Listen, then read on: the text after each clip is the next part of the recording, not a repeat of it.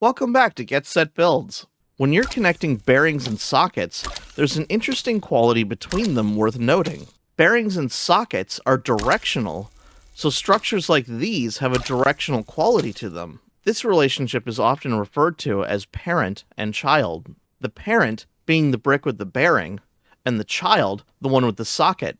This is also commonly referred to as a subgrid, so each structure in this chain would be a subgrid to the one before it, and all three of these bricks are subgrids to the red brick.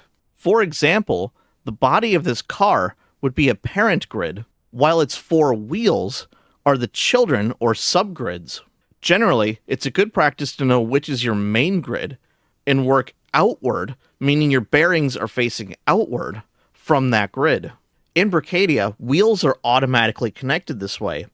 However, you could create custom wheels, and if you did, you wouldn't want to connect them backwards so that one wheel is the parent, the body of the car is its child, and then it has three wheel subgrids, creating an unnecessary subgrid chain below that. While it should still work, it's best practice to avoid that kind of arrangement, and becomes more important when dealing with something like legs, in which the body and feet may have more than one joint between them.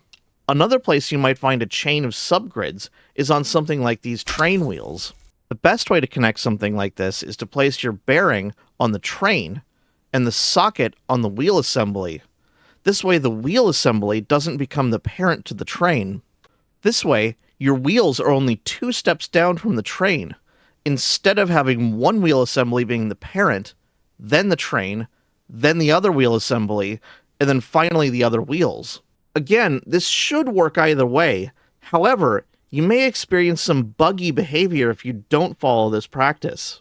Another place you might see something like this is on a tank, where you want the body of the tank to be the parent rather than the turret or its cannon. Have fun out there, and I'll see you next time on Get Set Builds.